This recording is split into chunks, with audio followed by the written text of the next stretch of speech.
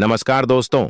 क्या हुआ जब अयोध्या में प्रकट हुआ साक्षात पुष्पक विमान? राम मंदिर में काम कर रहे मजदूरों ने जब ये नजारा देखा तो सभी के पैरों तले जमीन खिसक गई। 22 जनवरी प्राण प्रतिष्ठा से पूर्व अयोध्या में इतने बड़े चमत्कार का होना सभी को आश्चर्य में डाल रहा है। कुछ लोगों ने इसके साक्षात दर्शन किया है, जिन्होंने अपनी आंखों देखी।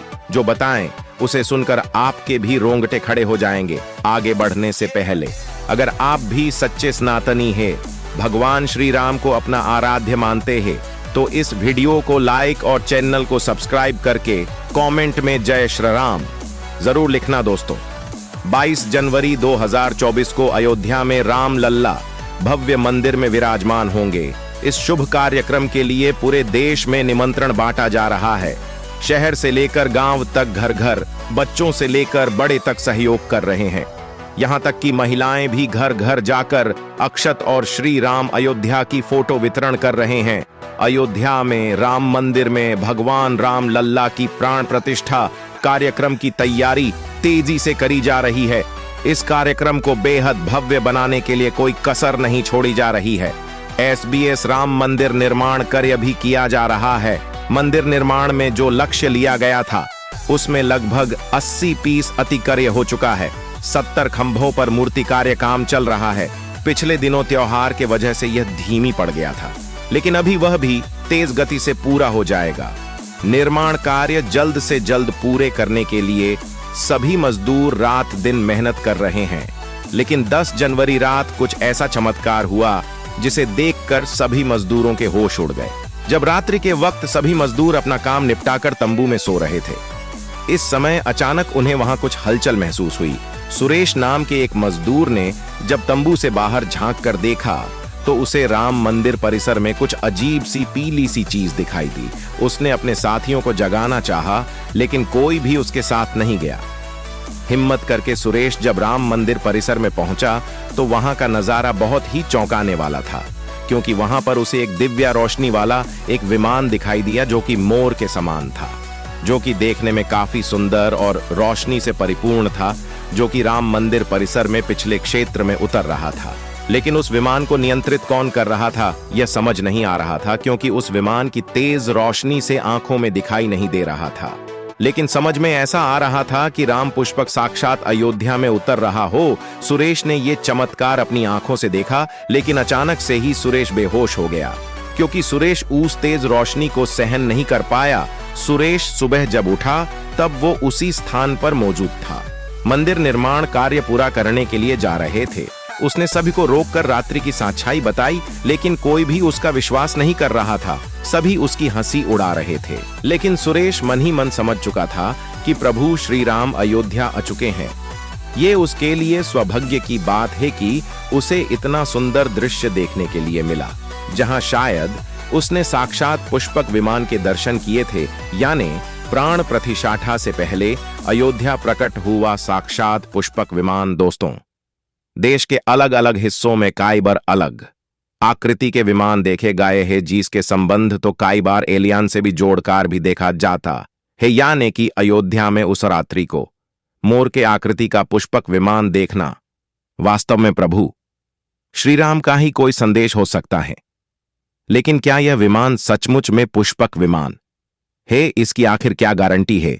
इसे समझने के लिए हमें पुष्पक विमान के रहस्य को अच्छे से जानना पड़ेगा। हमारे YouTube चैनल द माइंड जोहर पर आपको पुष्पक विमान का रहस्य बताएंगे, जिसे समझकर आपको यकीन होगा कि अयोध्या में पुष्पक विमान का प्रकट होना कलयुग में सबसे बड़ा चमत्कार है। रामायण पुष्पक विमान का जिक्र है, जो पहल कुबेर के पास था। उसके बाद रावण ने अपने सौतेले भाई कुबेर से लंका सहित बलपूर्वक हत्या किया था। फिर रावण इसी के जरिए कहीं भी आता जाता था।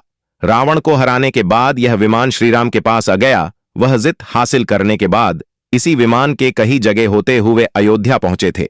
रावण ने इज के जरिए पंचवटी आश्रम से माता सीता का हरण किया था और उन्हें पुष्पक विमान पर बिठाकर लंका ले गया था। कहा जाता है कि पुष्पक विमान आज के विमान की तरह था। पुष्पक विमान के जरिए रावण हवाई मार्ग से सफर किया करता था।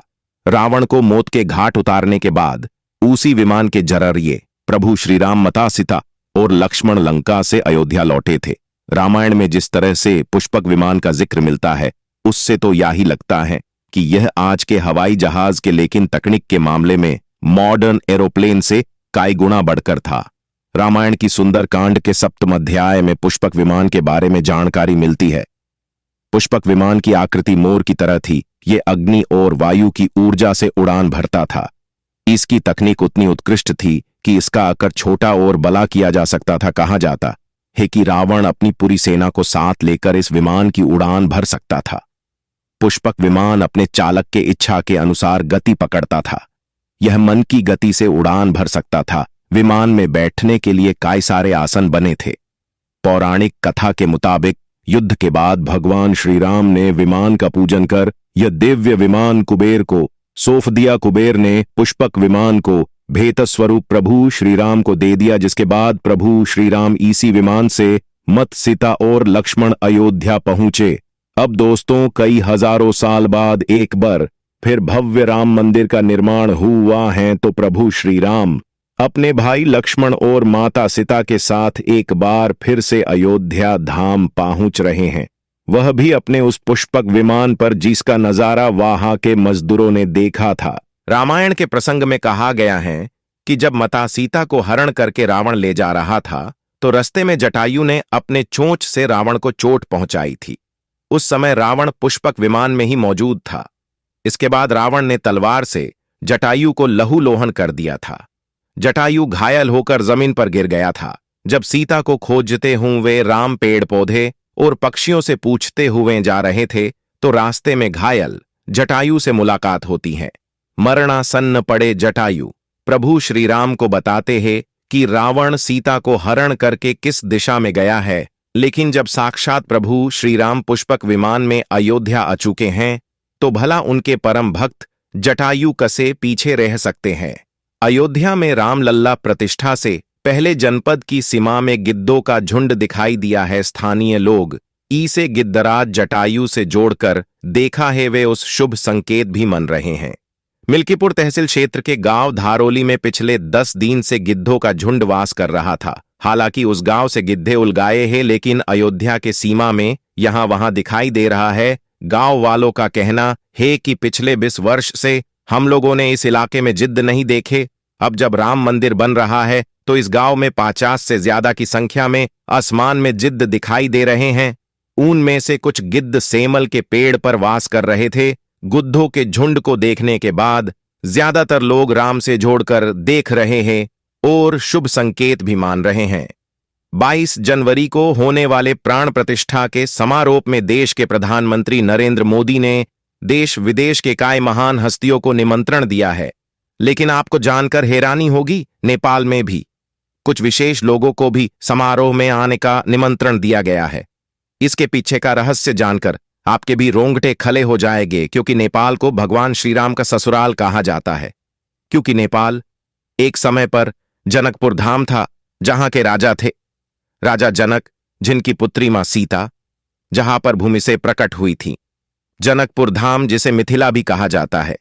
मिथिला संस्कृति का यह मान्य है कि जब बेटी का गृह प्रवेश होता है, तो उसके मायके से तोहफा और अन्य सामग्री भिजवाई जाती है। इसी परंपरा के मुताबिक जब प्रभु का मंदिर में गृह प्रवेश होगा, तब सीताजी की ओर नेपाल से अयोध्या उभार आ रही है, जिसे भार यात्रा का नाम दिया गया है। राम मंदिर प्राण प्रतिष्ठा के लिए भगवान श्री राम के ससुराल नेपाल जनकपुर से कपले और फल और मेवा के साथ साथ उभारों से सजे 1100 थाल आने वाले हैं।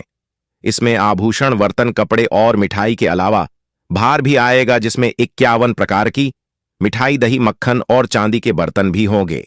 22 जनवरी को प्राण प्रतिष्ठा के समारोह होने वाला, इसके लिए श्री राम जन्मभूमि तीर्थ क्षेत्र ट्रस्ट की तरफ से भगवान राम के ससुराल नेपाल के कई गण्यमान लोगों को निमंत्रण पत्र भेजे गए हैं। दोस्तों, आज हम राम मंदिर को बनते हुए देख रहे हैं। ये हमारा सौभाग्य है। दोस्तों, आप लोगों को ये वीडियो जरा भी पसंद आया हो तो वीडियो को लाइक और चैनल को सब्सक्राइब करके कमेंट में जय श्री राम जरूर लिखना। तो मिलते हैं अगले वीडियो में। जय श्री राम, सीताराम।